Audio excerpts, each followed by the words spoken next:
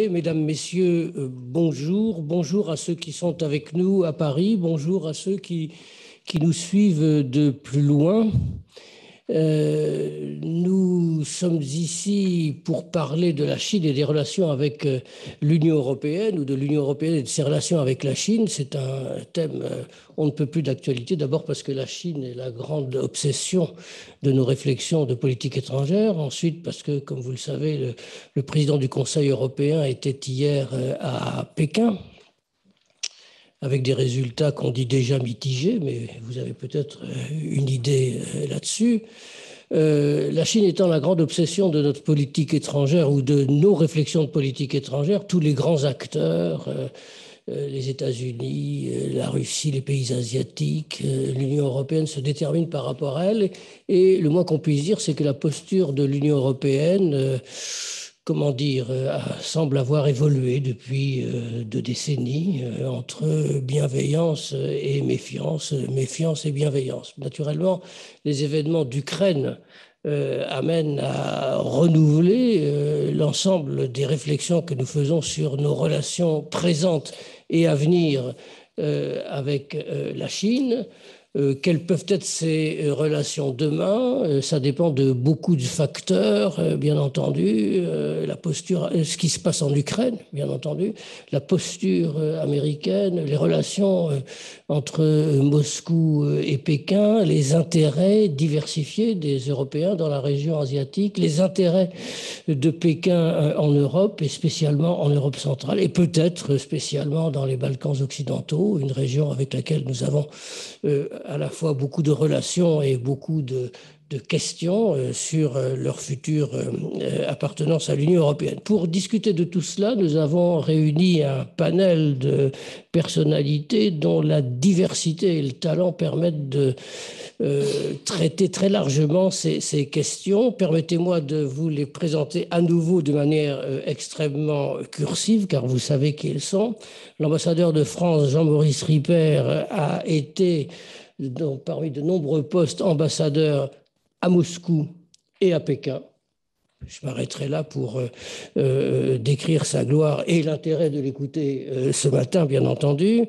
Madame Anna Kristinovska, ancienne secrétaire d'État de Macédoine du Nord, est aujourd'hui présidente du centre de réflexion Estima, basé à Skopje. Et je tiens à dire qu'elle a écrit un article que vous n'avez toujours pas lu parce qu'il arrive ce matin dans Politique étrangère, je ne l'ai pas, je ne sais pas à quelle heure il va arriver, un article sur l'influence chinoise dans les Balkans occidentaux, en positif et en négatif, si je puis dire.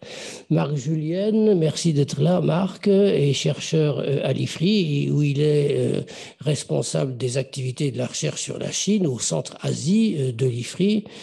Et last but not least, l'ambassadeur Hans-Dietmar Schweizguth, qui lui aussi a été ambassadeur à Pékin, ambassadeur de l'Union européenne à Pékin et qui est secrétaire général du Centre franco-autrichien. Hans-Dietmar Schweizguth fermera, si je puis dire, la marche avant que nous élargissions la discussion. J'ai oublié de vous dire que, naturellement, je vous souhaitais la bienvenue au nom du Centre franco-autrichien pour le rapprochement d'Europe, dont vous n'avez derrière moi que le sigle autrichien, parce que le sigle français est par terre, mais c'est effectivement un centre franco-autrichien pour le rapprochement en Europe. Et je vous souhaite la bienvenue également au nom de l'IFRI qui nous accueille ce matin. Voilà, mon introduction ayant déjà été trop longue, je cède la parole tout de suite à l'ambassadeur Ripert. Monsieur l'ambassadeur, je vous en prie.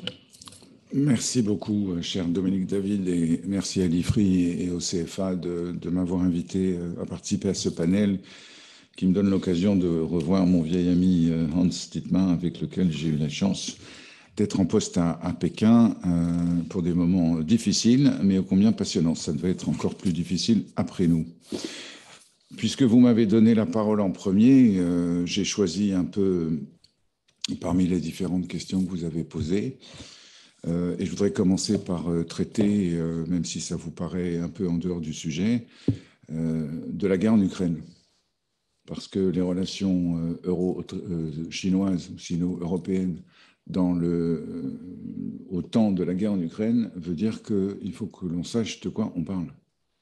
De quelle guerre parle-t-on?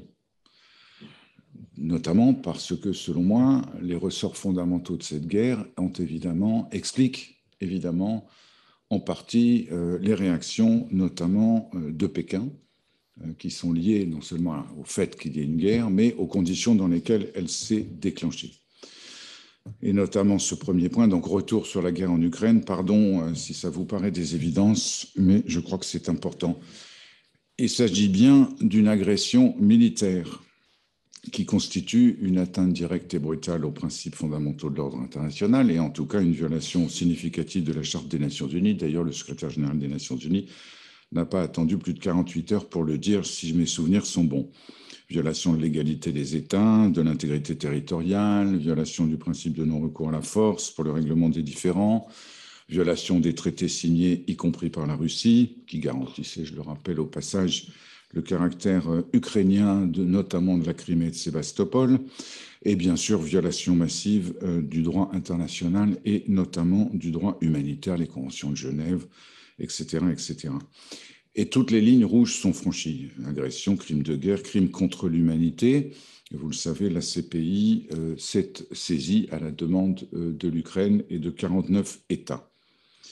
Et puis, vous voyez tous les jours la réalité de la guerre sur le terrain, les viols, les déportations, y compris d'enfants. Il se trouve que je préside une ONG qui s'appelle Plan International, qui s'occupe de protection d'enfants.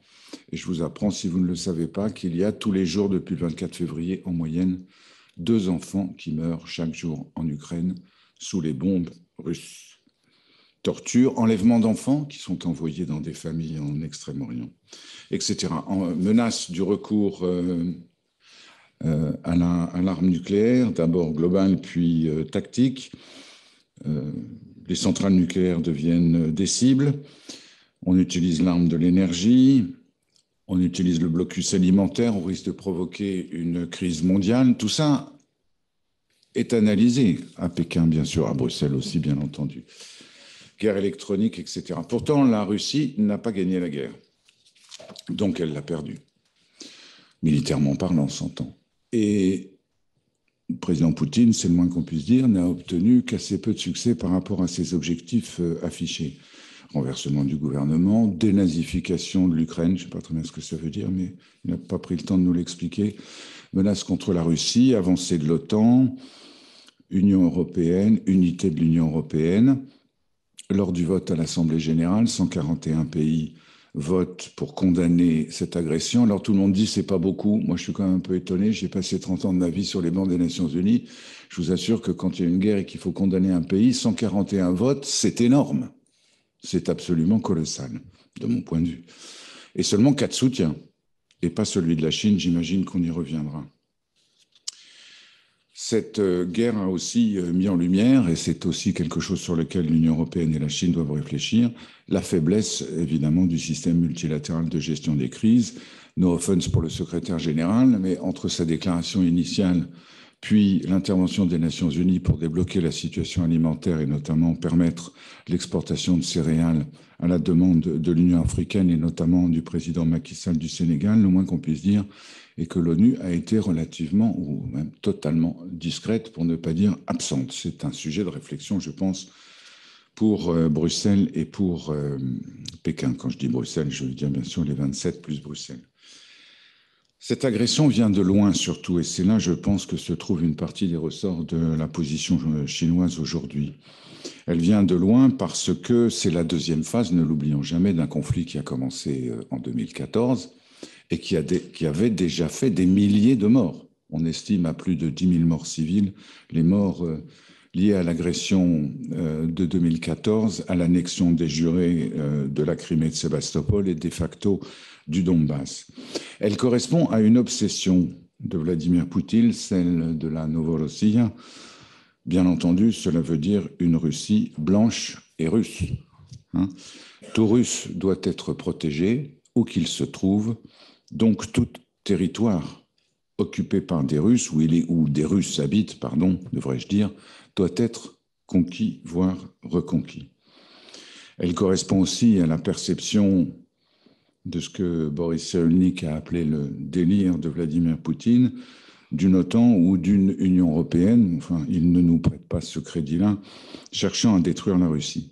Et elle correspond donc au nouveau narratif national que j'ai pu entendre pendant 4 ans quand j'étais ambassadeur en Russie à partir de 2013.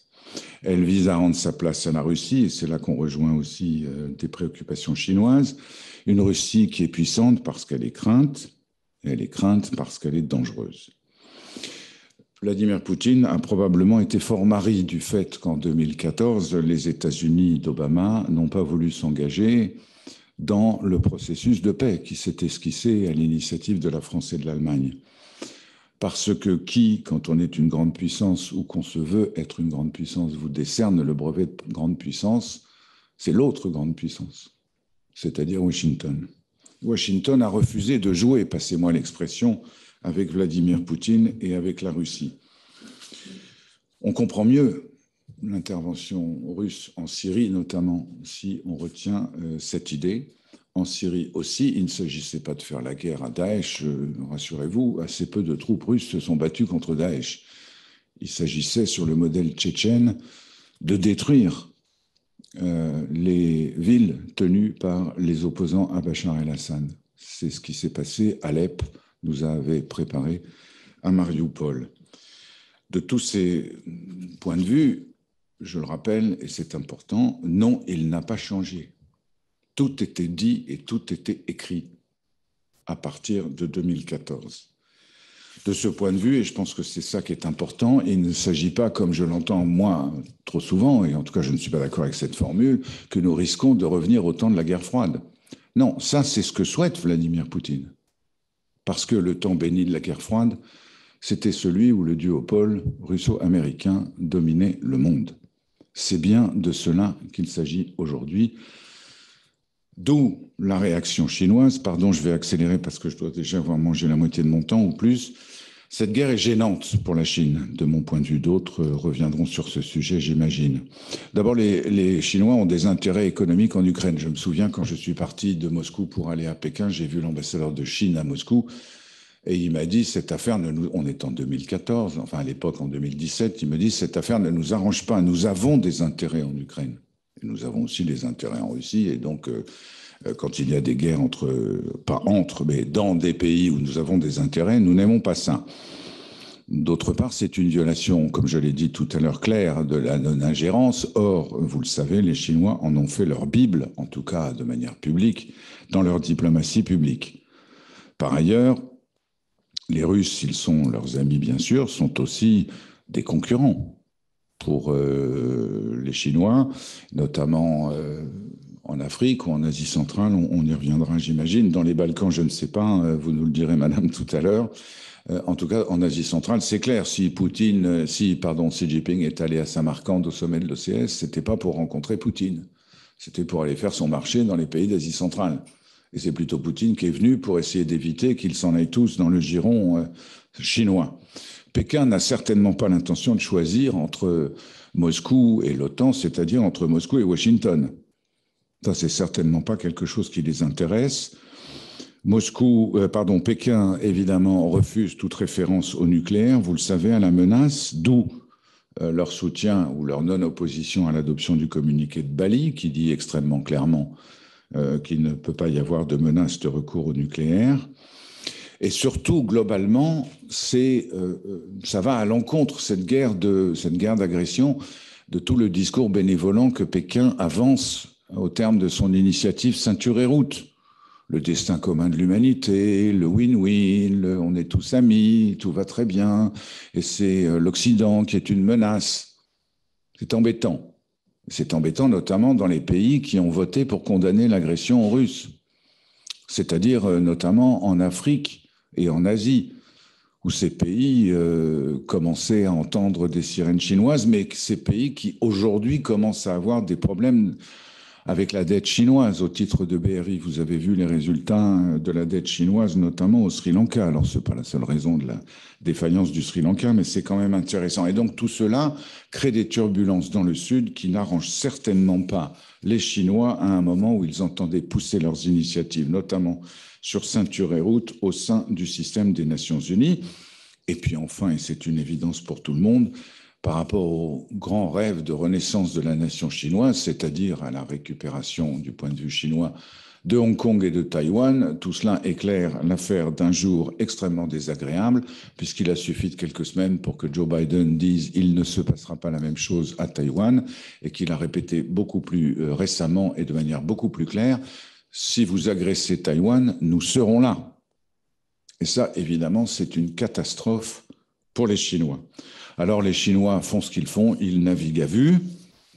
Certains espèrent qu'ils puissent jouer un rôle de médiateur. Je vous repose la question que je pose à chaque fois quand on parle de cela. Rappelez-moi la dernière fois que les Chinois ont accepté de jouer un rôle de médiation internationale. Je n'en connais pas, mais il y a sûrement des chercheurs à l'IFRI qui vont chercher et qui nous diront. Ça n'est pas du tout dans la culture chinoise. Et d'ailleurs, regardez ce qui se passe quand on parle de Corée du Nord. Tout le monde est là depuis des années à leur dire il faut que vous interveniez comme médiateur. Ils répondent oh là là, c'est un problème entre les États-Unis et Pyongyang, c'est à eux de négocier. Alors en même temps, quand Vladimir Poutine a essayé de s'ingérer dans les affaires de la Corée du Nord, les Chinois en étaient fort mécontents.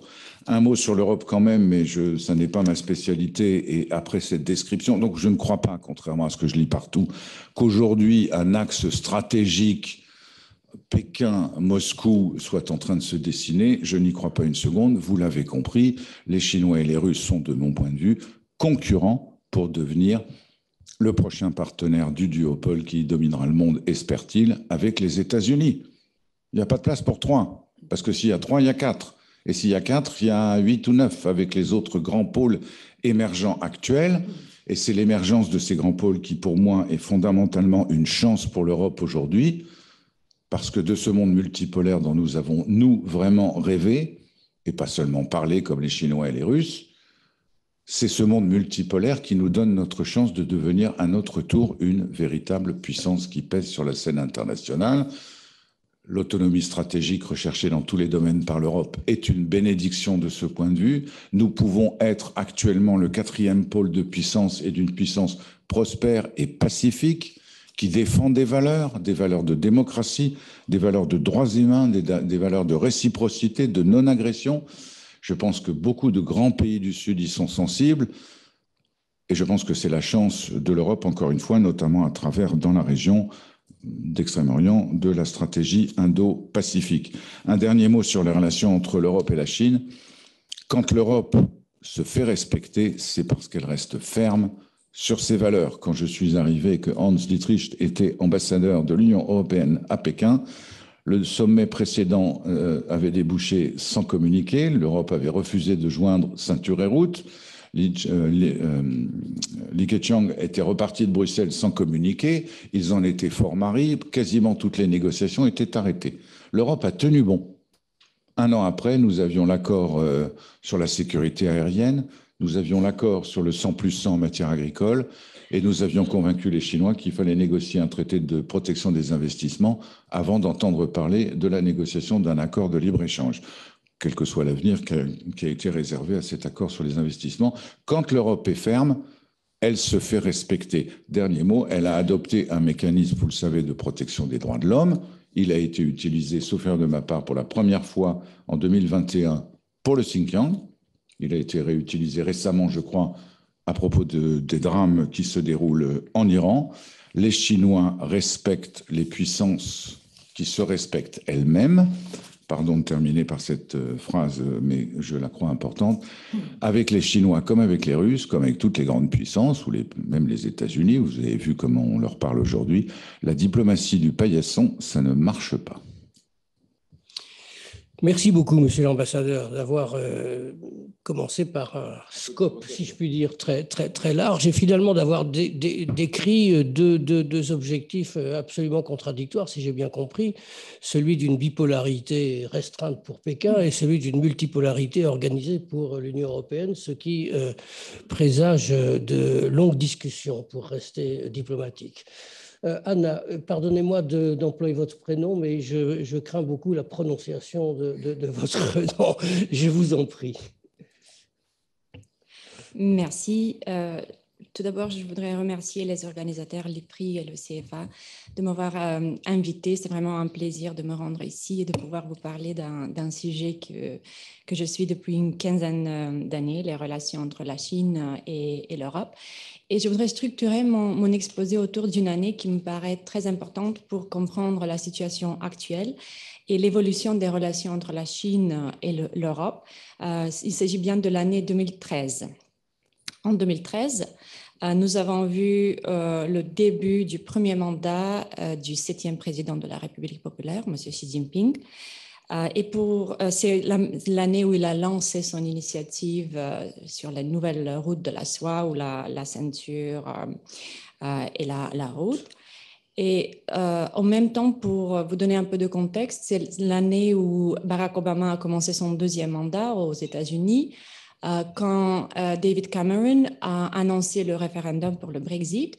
Et c'était un peu la fin de la crise économique et financière en Europe, qui a laissé une Europe profondément changée. On peut discuter si elle l'a affaiblie ou renforcée.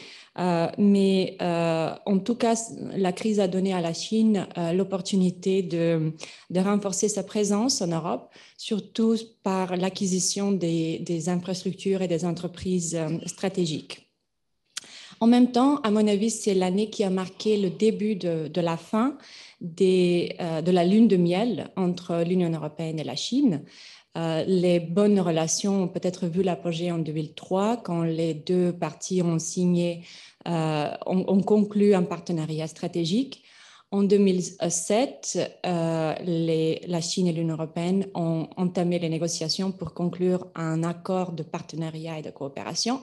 Mais en 2013, les deux parties se sont rendues compte que les positions restent trop éloignées, qu'il est impossible de conclure cet accord. Donc, ils ont tacitement abandonné cette idée. Ils ont décidé de poursuivre les négociations pour conclure un accord sur les investissements, comme peut-être un sujet où ils voyaient un succès potentiel, comme on a vu un peu plus tard.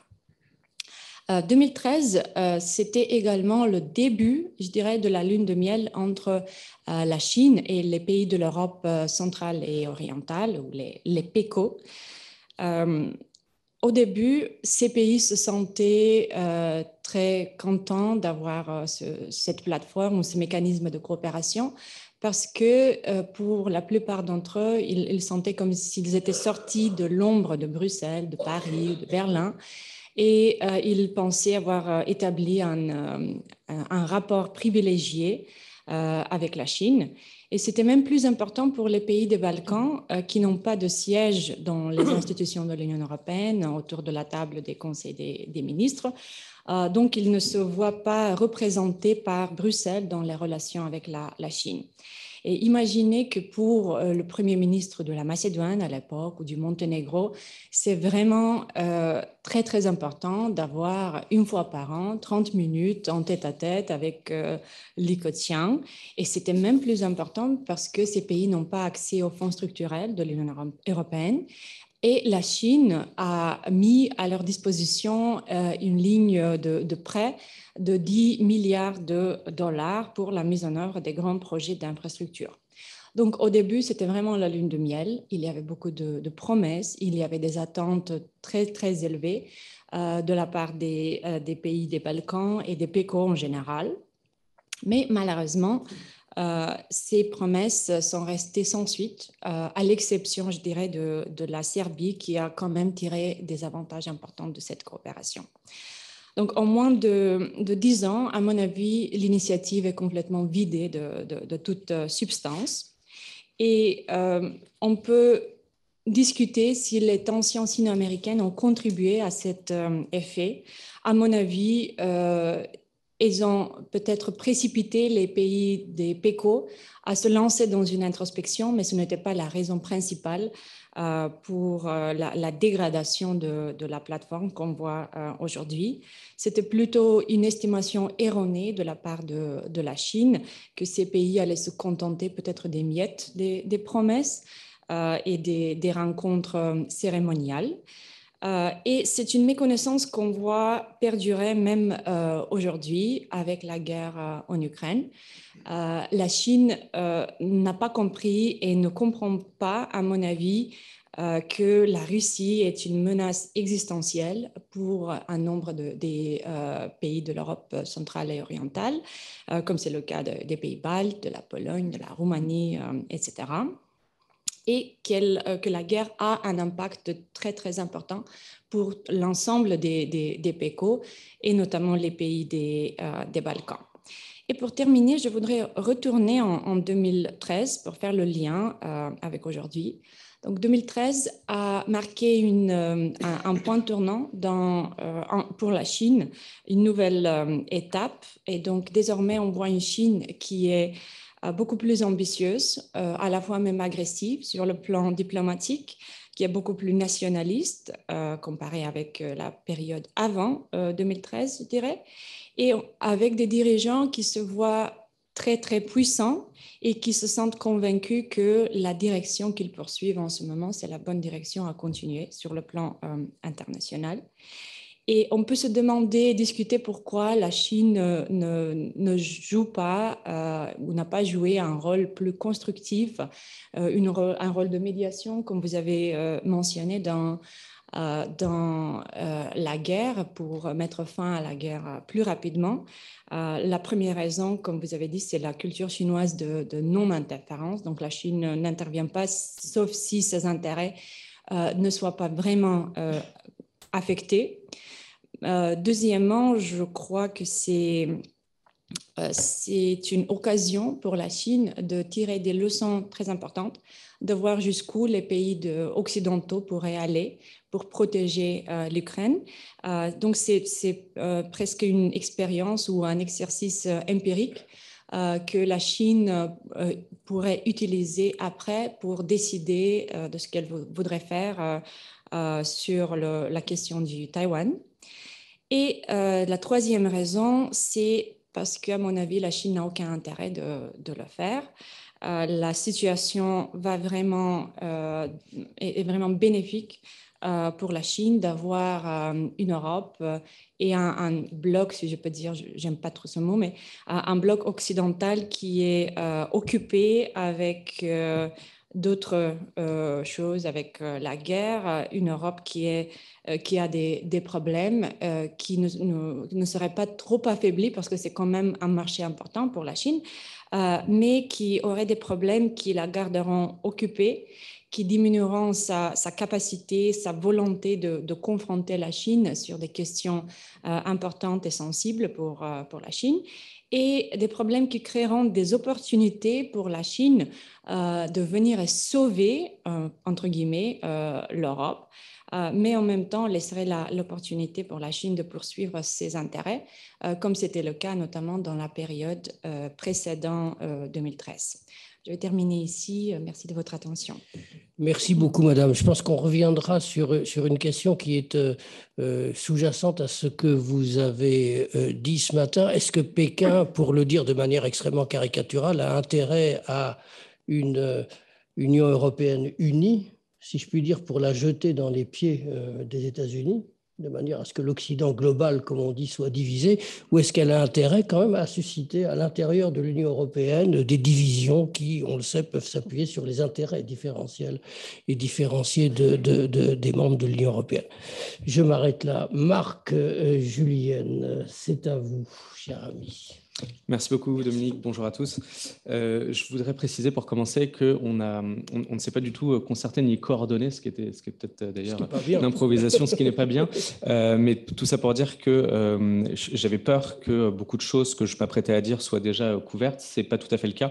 Donc tant mieux, on a abordé le même sujet par trois angles, en tout cas pour le moment, par trois angles tout à fait différents, mais qui sont très largement convergents. Et ça, je pense que c'est un hasard.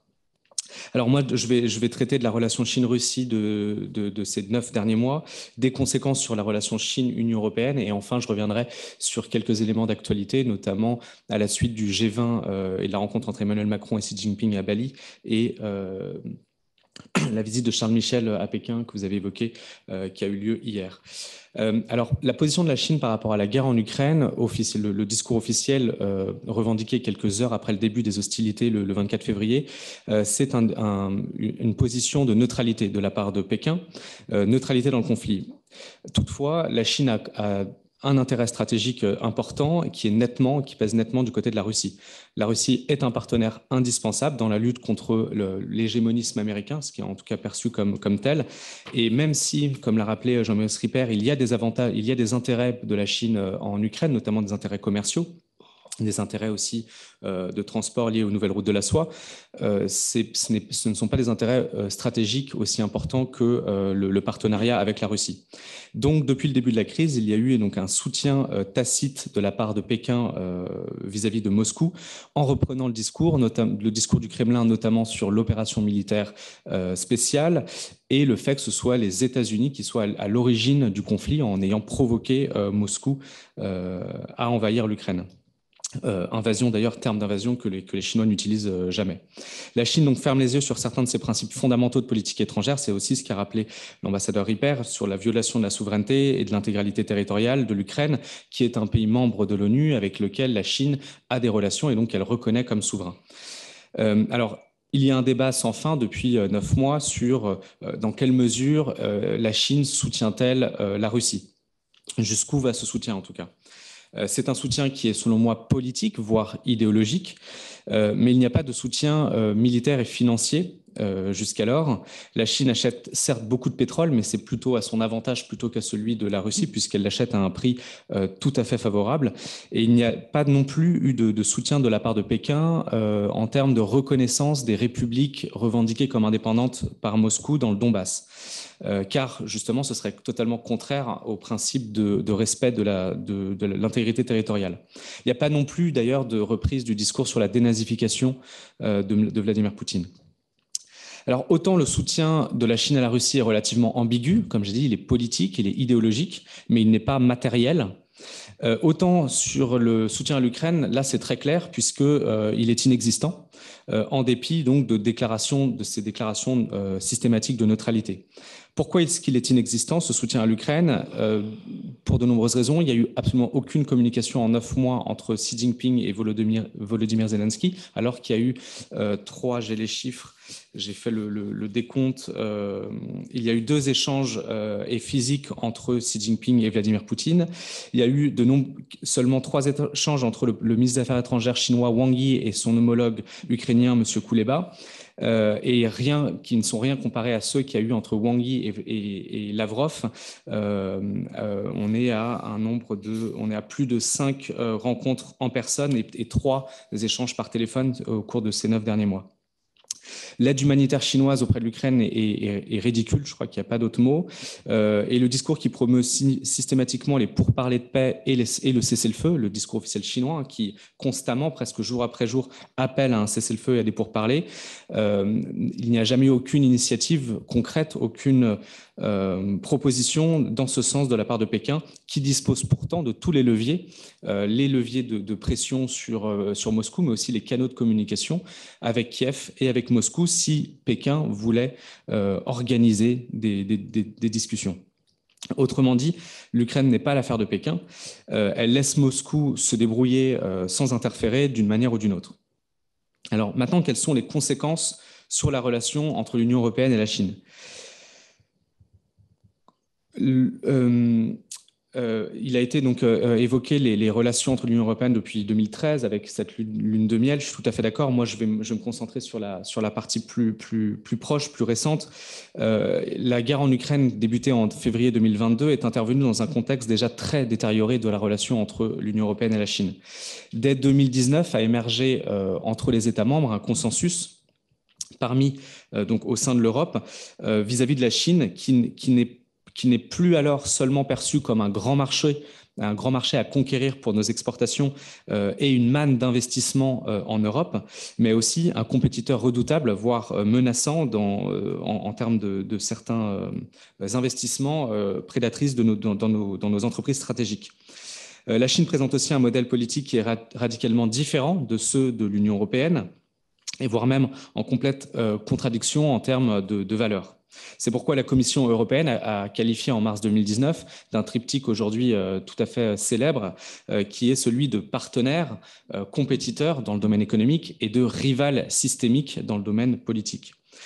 Donc ça, c'est le contexte avant même la guerre en Ukraine. Et alors, à partir de ce contexte de dégradation de la relation s'est accentué, s'est aggravé dans les années qui ont suivi. 2020 est à ce titre une année de rupture dans la relation, en tout cas de transformation profonde, avec évidemment le Covid-19 qui est apparu en Chine à Wuhan, qui s'est suivi de la diplomatie du masque, une diplomatie assez offensive de la Chine dans l'Union européenne pour proposer justement du matériel médical, mais parfois de manière qui a été en tout cas perçue de manière assez négative par certaines diplomaties européennes, l'opacité de Pékin dans la recherche et l'enquête sur l'origine du virus et la diplomatie que l'on a appelée du loup guerrier, autrement dit une diplomatie très agressive de la part des diplomates et particulièrement les ambassadeurs chinois dans le monde et particulièrement en Europe. Et à Paris, on est bien placé pour le savoir. Outre le Covid-19, il y a également eu les répressions des mouvements étudiants à Hong Kong en 2019, puis la loi de sécurité nationale à Hong Kong votée à Pékin en juin 2020, qui là aussi est une violation du droit international, puisque c'est revenir sur la déclaration sino-britannique de 1984, qui est un traité enregistré à l'ONU. Je passe très vite là-dessus. Il y a eu les révélations sur le travail forcé des Ouïghours au Xinjiang et tout le débat qui s'en est suivi, particulièrement dans de nombreux parlements européens sur la question du génocide au Xinjiang et les sanctions que l'on a évoquées, les sanctions du Parlement européen sur des responsables de l'appareil de sécurité au Xinjiang qui ont été suivis le jour même, on était en mars 2021, qui ont été suivis le jour même de sanctions chinoises tous azimuts, alors non seulement contre des parlementaires européens, ce qui peut se comprendre, mais aussi contre des institutions européennes, contre des chercheurs individuels, contre des institutions de recherche en Europe. Le résultat a été le gel du processus de ratification par le Parlement européen du CAI, du Comprehensive Agreement on Investment, l'accord global sur les investissements qui a été évoqué aussi tout à l'heure.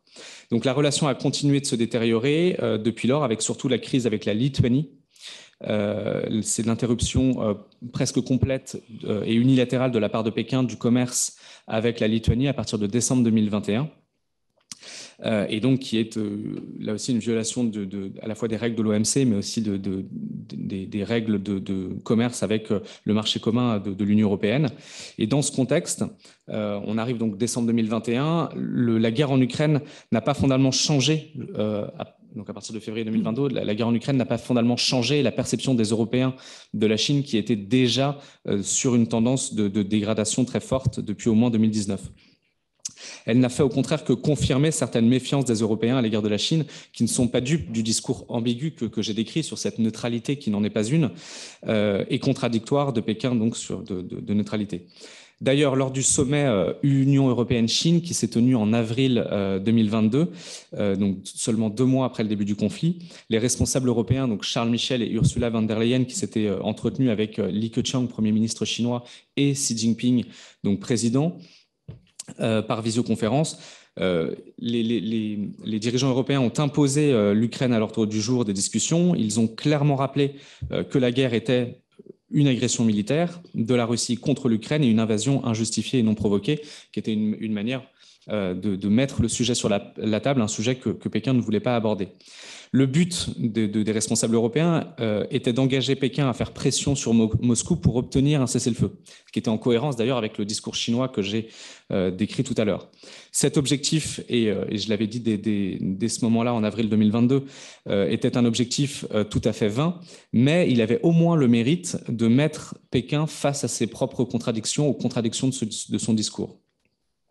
Alors maintenant, j'en viens justement à l'actualité de ces derniers jours et surtout le débat autour de peut-on engager Pékin, peut-on faire pression sur Pékin pour qu'il fasse pression sur Moscou. C'est un discours donc un débat qui a réémergé après la rencontre entre Emmanuel Macron et Xi Jinping à Bali en marge du G20 et lors de la visite de Charles Michel à Pékin hier. Et donc cette idée d'engager Pékin pour qu'elle joue un rôle constructif dans le règlement du conflit, est à mon avis toujours aussi illusoire qu'elle l'était en avril. Le problème majeur du côté européen, me semble-t-il, est que ce que l'on entend que les dirigeants européens entendent ce qu'ils souhaitent entendre dans le discours chinois. L'exemple le plus évident, à mon avis, est le cas de l'usage de l'arme nucléaire. Quand il y a eu cette rencontre entre Emmanuel Macron et Xi Jinping, le président chinois a fait des déclarations justement en opposition à l'usage, la menace et l'usage de recours à l'arme nucléaire. Position que Xi Jinping a réitérée hier avec Charles Michel. Les dirigeants européens veulent entendre une position de la Chine sur l'Ukraine, alors que Xi ne fait réitérer que des principes généraux de politique étrangère, et particulièrement là, en l'occurrence, de doctrine nucléaire chinoise, qui est très constante depuis plusieurs décennies. En aucun cas, cela n'applique une quelconque pression sur Moscou, sur empêcher Moscou d'utiliser l'arme nucléaire sur le théâtre ukrainien. Ni aucun changement de position à la fois dans la politique étrangère de la Chine ou dans la doctrine nucléaire chinoise. Si Poutine d'ailleurs recourait à l'arme nucléaire, Xi pourra toujours prétexter un contexte particulier ou une nouvelle fois des provocations des États-Unis et du monde occidental. Pourtant, donc, les leaders européens semblent s'en satisfaire et présentent cela comme un gain politique de ces échanges. Alors, sur la question de la pression de la Chine sur Moscou, et pour la défense, là, cette fois-ci, du président Macron, les commentaires dans les médias ont peut-être surinterprété les propos du président français à Bali, puisqu'il a dit précisément, je cite, « La Chine peut jouer à nos côtés, j'en suis convaincu, un rôle de médiation plus important dans les prochains mois. » Fin de citation. Et sur le fond, il a raison. C'est-à-dire que la Chine peut jouer, je l'ai dit, la Chine a tous les leviers et les canaux de communication pour jouer un rôle, mais dans la pratique, je pense que c'est illusoire car elle ne considère pas qu'il soit dans son intérêt d'agir. Et là, je suis d'accord avec ce qu'il a été dit précédemment. Emmanuel Macron compte pourtant bien porter ce message et cet objectif diplomatique lors de sa visite à Pékin qui a été annoncée et qui se produira début 2023. Donc Charles Michel a tenu le même discours hier à Pékin. Il a appelé le président Xi à, je cite, user de son influence sur la Russie pour faire respecter la charte de l'ONU. Et là, j'ai la même position là-dessus. Alors pour terminer, je crois qu'il faut reconnaître une chose à la Chine, la très grande constance de son discours et de son attitude depuis 9 mois, depuis le début du conflit en Ukraine. Cette attitude est celle d'une fausse neutralité et d'une vraie prise de distance dans le conflit en Ukraine. Aussi, bien qu'en avril, il était utile de mettre la Chine face à ces contradictions, je crois aujourd'hui que cette stratégie diplomatique consistant à vouloir engager la Chine dans la résolution du conflit est vouée à l'échec. C'est sans doute du temps perdu diplomatique, c'est du temps diplomatique perdu pour nous Européens et du temps gagné pour la Chine. Et je terminerai aussi en disant qu'il est important de garder à l'esprit pour nous Français ou Europe occidentale que cette approche d'engagement de la Chine, et particulièrement sur le conflit en Ukraine, est de moins en moins comprise et admise par nombre d'États membres de l'Union européenne, particulièrement en Europe centrale et orientale. Je vous remercie. Merci beaucoup, Marc. Donc la question est de savoir s'il faut laisser la stratégie de l'Union européenne vis-à-vis de Pékin, si jamais cette stratégie existe, être parasitée en quelque sorte, entre guillemets, par la guerre d'Ukraine, ou est-ce que cette stratégie peut être pensée indépendamment de la guerre d'Ukraine, Horresco referens, si je puis dire. On reviendra là-dessus, bien entendu. Cher Dietmar, the floor is yours, comme on dit en français ou en autrichien. Merci beaucoup. Comme tout a été déjà dit, je me limiterai à quelques remarques en ce qui concerne les relations entre l'Union européenne et la Chine. Et je voudrais aussi peut-être commencer en 2014, parce qu'on peut se poser la question pourquoi en 2014, comme l'ambassadeur Ripper l'a déjà souligné, la guerre a vraiment commencé entre la Russie et l'Ukraine. Mais en ce qui concerne les discussions entre l'Union européenne et la Chine à l'époque, ce n'était pas question d'en parler. Plutôt en 2014, le président Xi Jinping visitait l'Europe. Pour la première fois, un président de la Chine a visité les institutions européennes, y inclut le Parlement européen.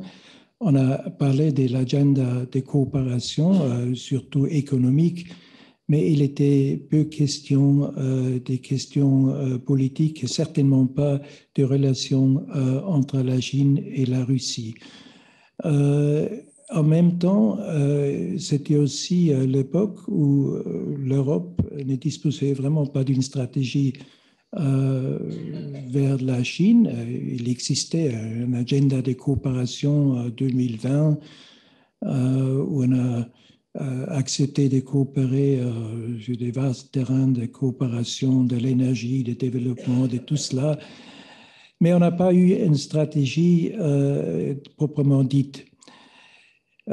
Et ça, c'était la raison pourquoi les relations s'étaient détériorées jusqu'en 2016, où, comme Jean-Maurice Ripert l'a mentionné pour la première fois, lors d'un sommet entre la Chine et l'Europe, il n'y avait pas de communiqué parce que du côté européen, on s'est rendu compte que les pourparlers avec la Chine, les négociations sur l'accord de l'investissement, sur l'ouverture des marchés, sur les transferts forcés de la technologie et tout cela, on n'a fait aucun progrès. Et quand Xi Jinping était en 2017 à Davos, faisant un grand discours, il avait la tribune parce que le président Trump n'avait aucun intérêt d'y aller. Mais ce n'était pas les succès chinois qu'il voulait, parce que du côté européen, on s'est rendu compte les promesses étaient toujours vides.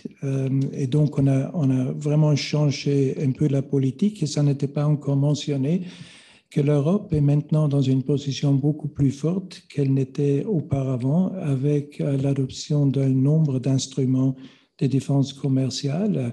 Elle dispose maintenant d'une boîte à outils qui est beaucoup plus efficace, avec les règlements anti-dumping, les nouvelles règles contre les investissements, les subventions et tout cela. Donc, outre les efforts de trouver des accords au sein de l'OMC,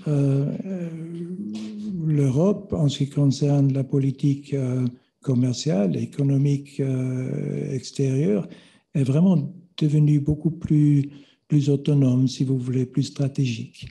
Et ça était la raison pourquoi, en 2019, comme l'a été déjà mentionné, l'Europe est allée un pas plus loin en adoptant la fameuse triptyque de nommer l'Autriche, nommer la Chine pour la première fois, pas seulement comme un partenaire, un concurrent, mais aussi comme un rival systémique. Les raisons pour cela ont été déjà mentionnées. On a peut-être aussi droit de mentionner en 2016 le jugement d'arbitrage sur la mer de la Chine du Sud, qui était, je pense, aussi une étape importante en ce qui concerne les changements de la politique européenne. Donc, la question s'est posée déjà avant la guerre en Ukraine de cette année.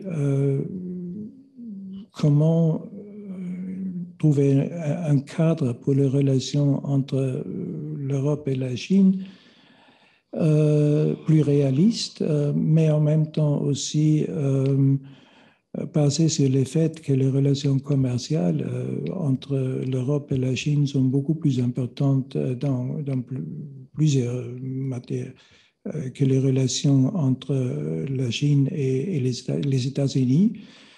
Et surtout, on est dans la situation que pour l'Allemagne, avec la Chine comme partenaire principal, plus important que les États-Unis, est-ce qu'on peut vraiment définir des intérêts européens sur les niveaux de l'Union européenne? Et ça, c'était toujours la question. Ça a été aussi la question avant que les chanceliers Scholz aient décidé d'aller en Chine, après le congrès des partis.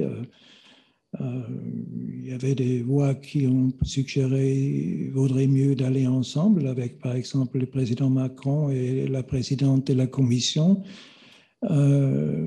pour faire écho à la réunion qui a eu lieu à Paris quand le président Xi Jinping a visité la France et où le président Macron a invité la chancelière Merkel et le président de la Commission à l'époque, Jean-Claude Juncker.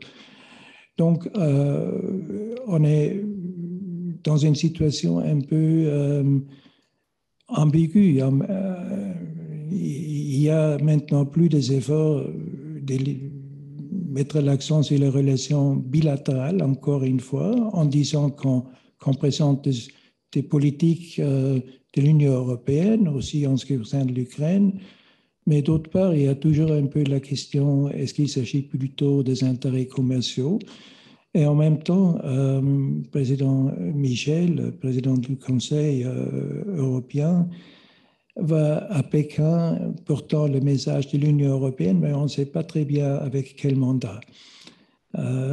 Donc, je suis un peu d'avis que peut-être en ce qui concerne les événements d'hier, en ce qui concerne les relations entre la Chine et l'Europe, la visite du président Macron à Washington était peut-être beaucoup plus importante que la visite du président Michel à Pékin.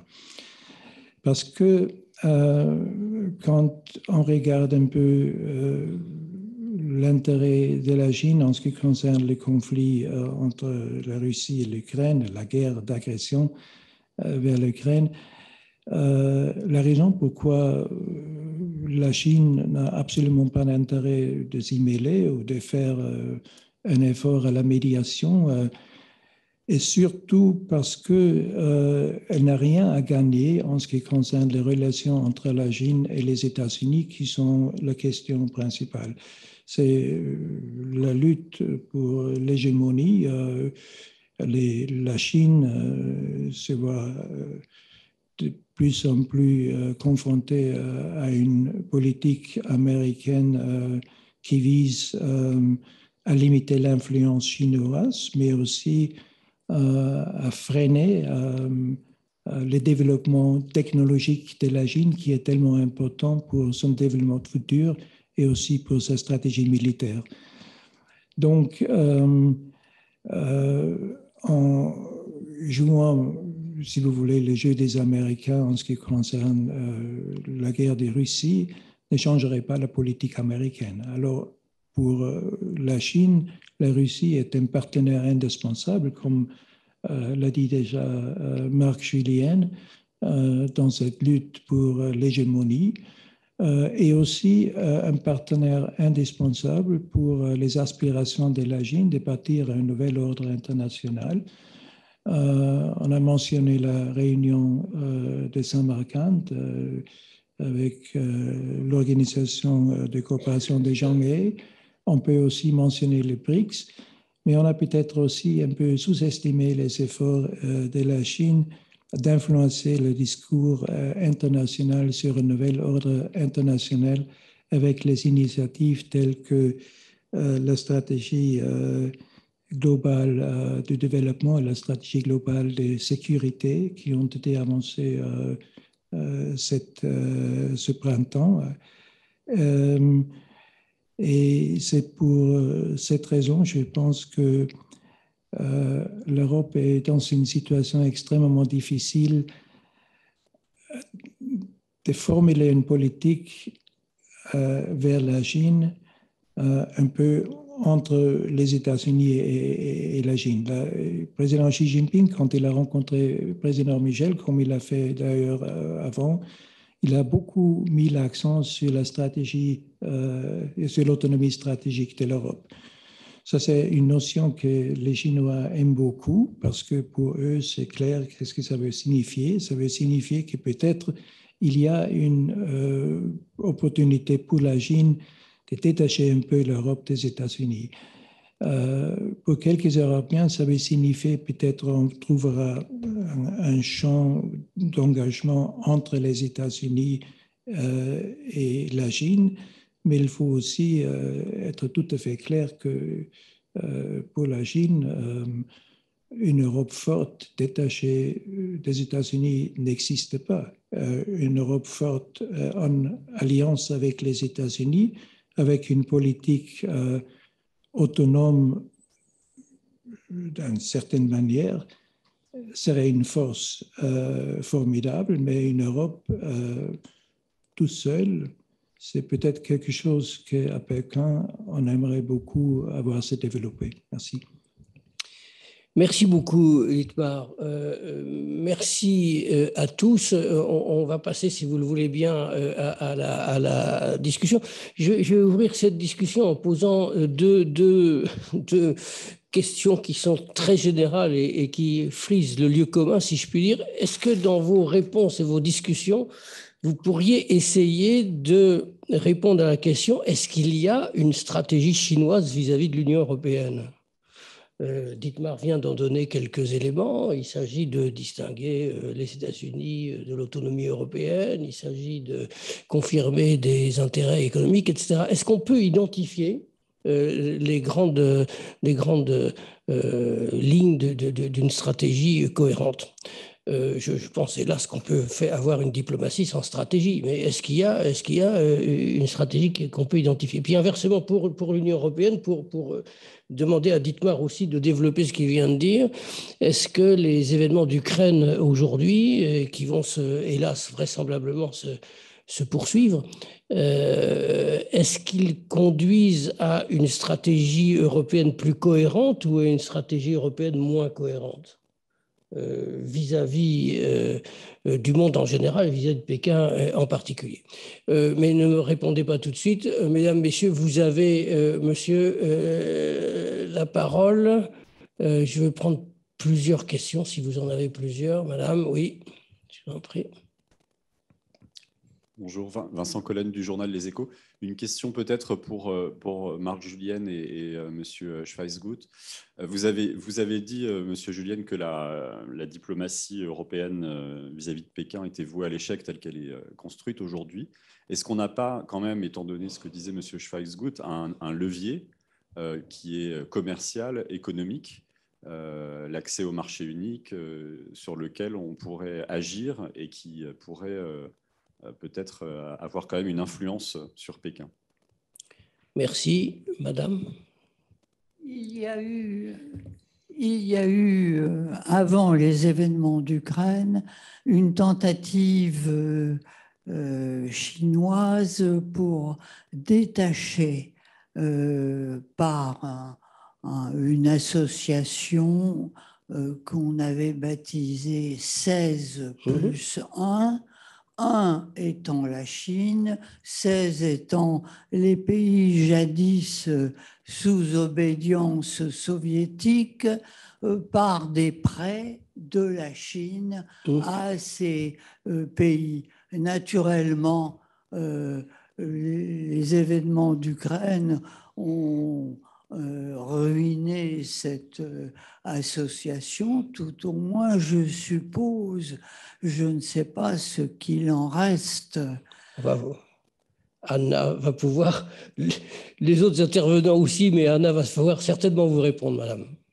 Une deuxième question traite du traité du 20 janvier 2020 sur les investissements entre l'Union européenne et la Chine.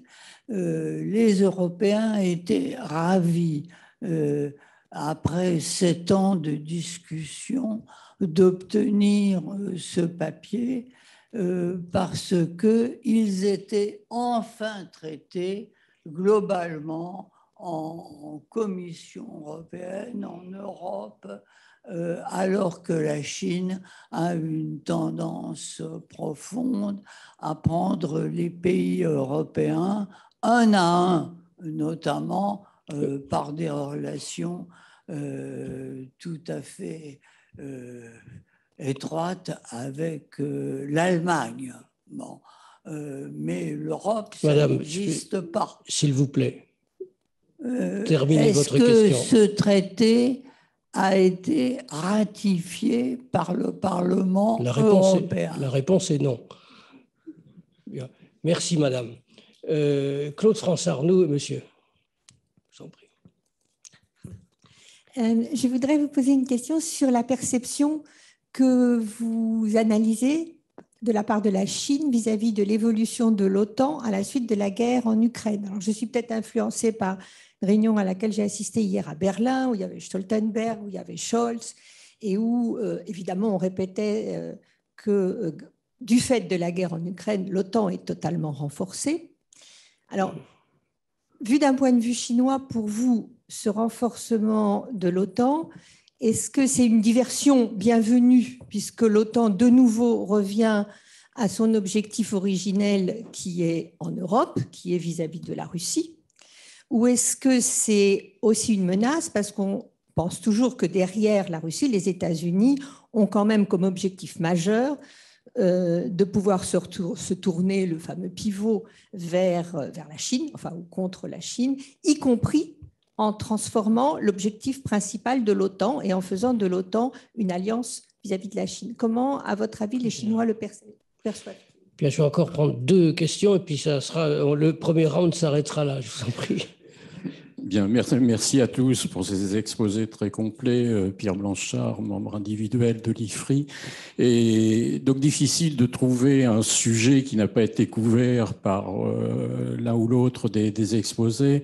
Malgré tout, la question des technologies et de l'évolution des relations entre la Chine et l'Europe sur le plan de la gestion des technologies, avec en arrière-plan tout ce qui s'est passé depuis quelques années autour de la limite sur les équipementiers chinois, sur le contrôle des prises de participation dans les entreprises stratégiques. Est-ce que tout ça va reprendre un certain ordre ou bien est-ce que ça va s'accentuer au-delà des télécoms? Est-ce qu'on va interdire les drones chinois? Comment vous voyez cette évolution des relations entre les deux ensembles sur le plan des technologies? Merci beaucoup. Juste derrière Michel, s'il vous plaît. Voilà, merci. Excusez-moi. Merci bien. Voilà. Merci. Michel Makinski, félicitations à tous. La question porte sur la relation, le déséquilibre dans la relation entre les Russes et les Chinois. Vous avez fort bien dit que les Chinois tirent avantage de cette relation. Peut-on pousser plus loin en soulignant l'importance de ce qui s'est passé au sommet du groupe de Shanghai, où on a vu en particulier la déclaration de Samarcande X points qui réaffirmait sous influence chinoise le droit au respect de la territorialité, etc. La condamnation par la Chine de toute tentative de déstabilisation du Kazakhstan.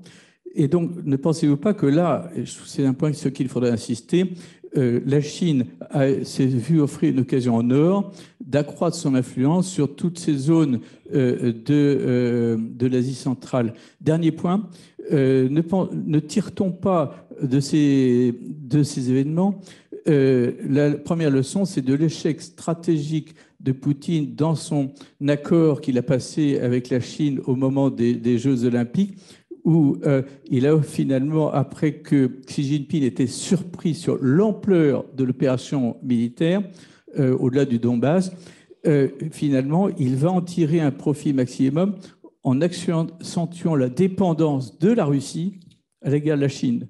Et si j'exagérais, je termine là, on pourrait penser, mais ce n'est pas le cas, que Xi aurait pu tenter d'attirer Poutine dans un piège machiavélique, le laissant s'embourber dans le conflit, mais j'exagère, hein, je le dis tout de suite, afin d'en tirer un profit maximum. C'est en tout cas une erreur stratégique. Merci. Je pense qu'il n'avait pas besoin de ça, camarade Poutine.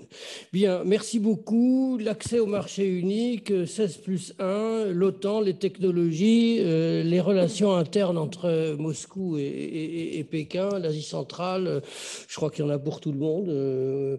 Vous prenez ce que vous voulez bien prendre. Monsieur l'ambassadeur Ripert, je vous en prie. Merci. Moi, je continue à penser que les relations sino-russes sont tout sauf ce que l'on décrit. Quelle est la vision du monde de la Chine?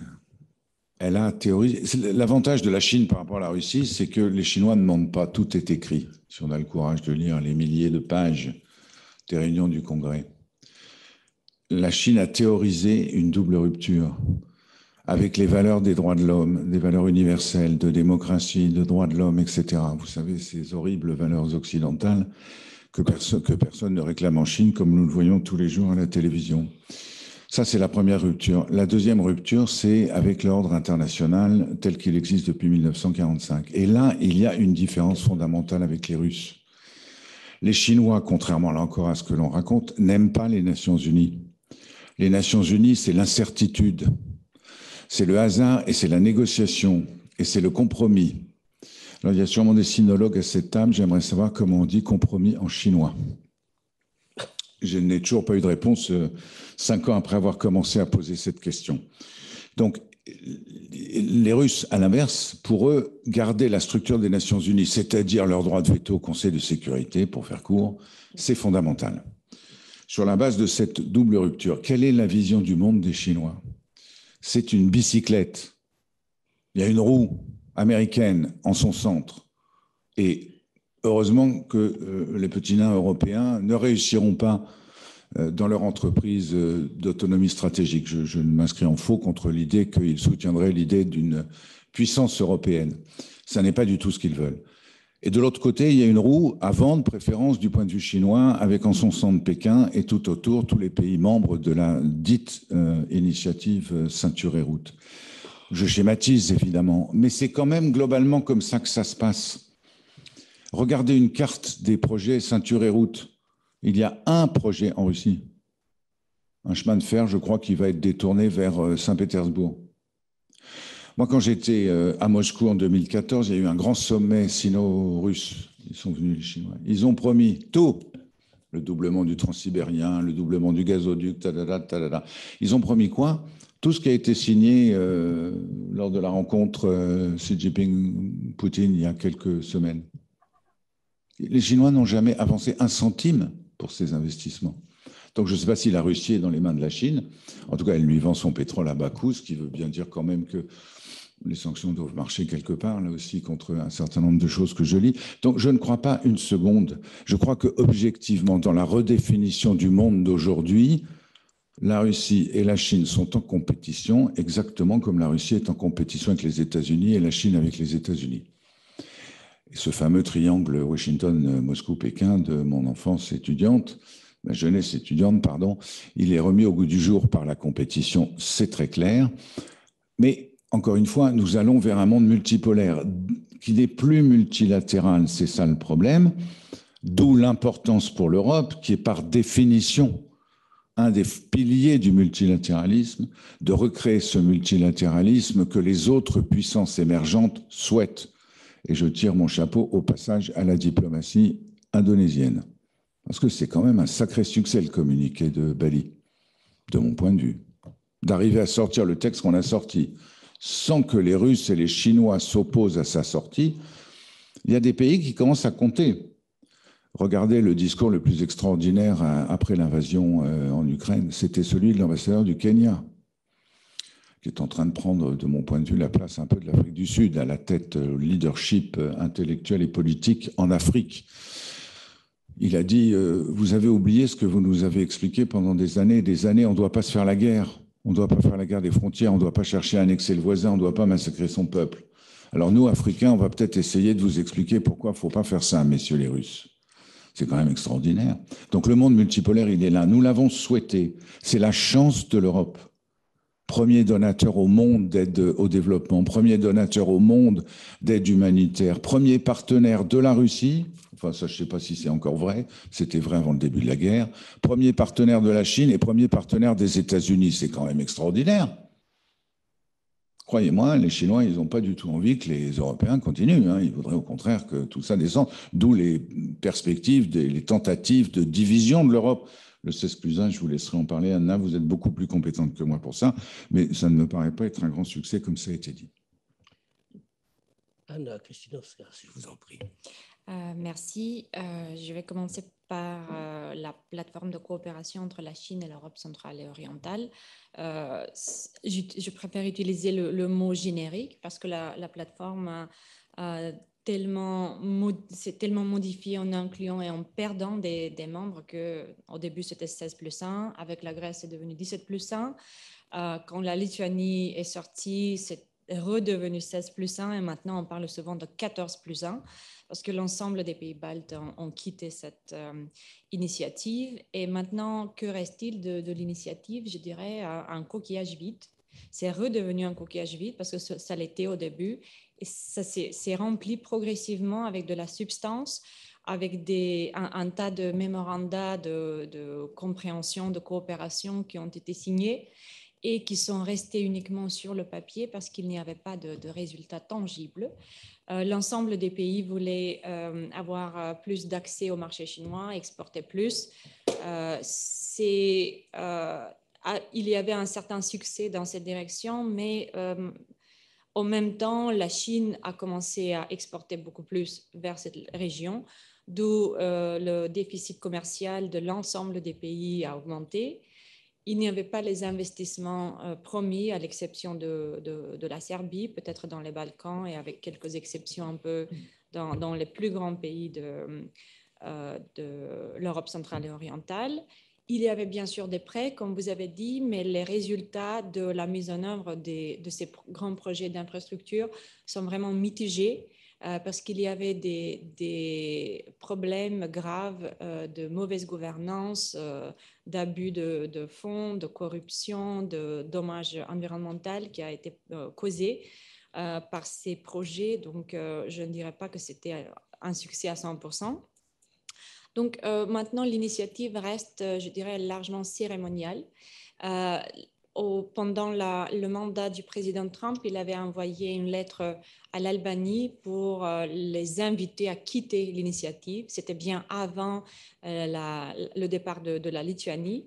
Et la réponse des autorités albanaises était que ça ne leur coûte rien de rester dans la plateforme, alors que ça pourrait entraîner des conséquences très graves pour l'Albanie, pour l'économie surtout albanaise, de quitter l'initiative.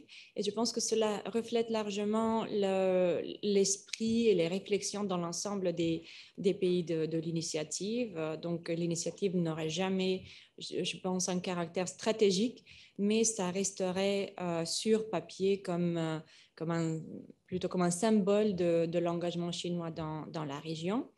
Et je sais que cette année, qui marque le 10e anniversaire du début de la coopération, la Chine avait l'initiative de célébrer l'anniversaire et avait envoyé des délégations dans l'ensemble des pays de la région, justement pour parler quelle serait la bonne cérémonie, le bon événement à organiser.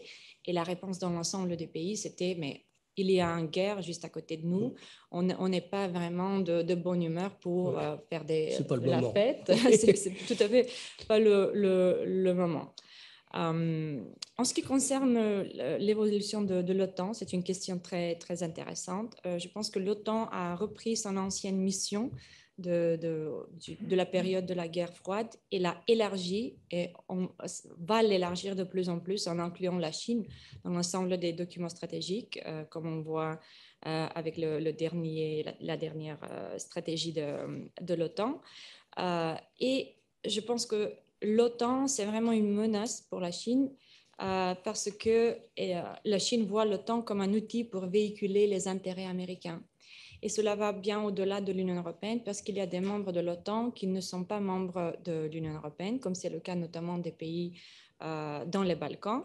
Et on voit une démonstration claire de l'influence de l'OTAN, parce que si vous voyez les 6 pays dans les Balkans occidentaux, il y en a 3 qui sont des alliés de l'OTAN, la Macédoine du Nord, l'Albanie et le Monténégro. Et ces 3 pays sont justement les pays qui sont tout à fait alignés avec les positions américaines en ce qui concerne la participation dans le réseau de Clean Network Initiative, donc le réseau de technologie 5G. Donc, ces pays n'ont pas permis à Huawei de développer des réseaux, à la différence, par exemple, de la Serbie ou de la Bosnie, qui ne font pas partie de l'OTAN et où on voit l'influence chinoise se renforcer, je dirais, d'une année à l'autre. Merci beaucoup. Marc? Alors, je précise que la température devrait monter. Ça aussi, c'est plutôt tactique, mais c'est important que stratégique. Je vous en prie. Oui, il y avait une question donc, sur l'influence commerciale de l'Union européenne. Je voulais préciser que je n'ai pas dit que la diplomatie européenne était vouée à l'échec. J'ai dit que la volonté d'engager ou de faire pression sur Pékin pour que Pékin fasse pression sur Moscou, à mon avis, était illusoire. Mais je ne remets pas en question l'ensemble de la diplomatie européenne vis-à-vis de la Chine, qui a beaucoup de qualités par ailleurs. Le triptyque, le consensus autour de partenaires, compétition et rivalité systémique, je pense, est intéressant et a progressé. Et ce consensus se renforce, ne fait que s'élargir en termes de nombre de pays membres et s'approfondir entre ces pays membres depuis 2019. Alors, je serais peut-être, en tout cas, c'est ce que je pense depuis 2019. Je serais peut-être un petit peu moins sûr de ces derniers jours, de ces dernières semaines, puisqu'avec le contrat, enfin l'augmentation de la part de Costco dans le port de Hambourg, la visite du chancelier Scholz à Pékin, assez unilatérale comme celle de Charles Michel hier, là, il semblerait qu'on est plutôt dans un éclatement de cette diplomatie et que chacun semble jouer sa partition et pour ses intérêts nationaux ou personnels, puisque Charles Michel est censé représenter les intérêts de l'ensemble des membres, mais apparemment, il n'y a pas eu tellement de concertation avant son départ. Donc là, j'ai un peu une inquiétude depuis quelques jours, quelques semaines, mais la tendance depuis, et je vais retenir ça, la tendance depuis au moins 3-4 ans, c'est plutôt le renforcement de ce consensus. Et sur l'influence commerciale de l'Union européenne, oui, elle est très importante. Jean-Maurice Ripert l'a dit, l'Union européenne, c'est suivant les années le premier ou le second partenaire commercial de la Chine. Donc, ce qui veut dire que l'Union européenne est indispensable pour la Chine, indispensable pour la croissance économique chinoise, qui repose encore très largement sur les exportations. Et donc, l'Union européenne est l'une des récipiendaires de ces exportations. Donc, l'Union européenne peut jouer un rôle très important, a des leviers importants, commence à en prendre conscience, et on espère que ça va s'approfondir dans les mois et années qui viennent. La question de l'OTAN est très, très importante. Et je pense que je suis d'accord avec ce qui a été dit. La perception de la Chine de cet élargissement de l'OTAN, elle est très négative, puisque dès 2019, pour la première fois dans un communiqué conjoint du sommet de l'OTAN, la Chine est mentionnée. Comme un peu à la manière européenne, comme je me souviens plus exactement, mais c'était l'équivalent de partenaires concurrents, mais aussi un défi, un challenge pour l'Alliance. Il y a des discussions, voire même des oppositions très fortes au sein des pays membres de l'OTAN entre certains pays outre-Atlantique notamment, qui poussent pour que la Chine soit vraiment intégrée dans l'agenda de l'OTAN, et puis d'autres pays, notamment la France, qui estiment que l'OTAN doit rester sur sa zone de prédilection, c'est-à-dire l'espace euro-atlantique, et ne pas s'étendre vers l'Asie ou ce qu'on appelle l'Indo-Pacifique. Ça a été donc là, dans le concept stratégique, dans le dernier concept stratégique de l'OTAN, la Chine a une place beaucoup plus importante et la Chine le voyait venir. Donc, voir une alliance qui commence à prendre la Chine, à intégrer la Chine dans son agenda stratégique, que ce soit en Indo-Pacifique ou chez nous, hein, la Chine peut être considérée comme une menace sur le territoire euro-atlantique. Pour des raisons, par exemple, cybernétiques qui n'ont pas de frontières, pour des raisons spatiales aussi. Et donc, ça fait consensus au sein de l'Alliance. Donc, aujourd'hui, la guerre en Ukraine est à ce titre extrêmement négative. En tout cas, les conséquences sont extrêmement négatives pour la Chine, puisqu'elle voit une OTAN qui, au lieu de se dégrader, notamment après l'Afghanistan, etc., finalement s'agrandit, se renforce, voire même étend un petit peu ses horizons. La question technologique est aussi très importante et je pense que une tendance peut toujours se renverser, mais la tendance est vers plus peut-être de prévention, voire de protectionnisme au niveau européen sur une ouverture de son marché à des technologies chinoises ou autres, et une volonté, c'est le concept de stratégique autonomie, une volonté autant que possible de construire sa propre autonomie technologique, que ce soit dans le domaine du cloud. Alors la 5G, justement, nous avons des champions internationaux dans le domaine, Nokia et Ericsson.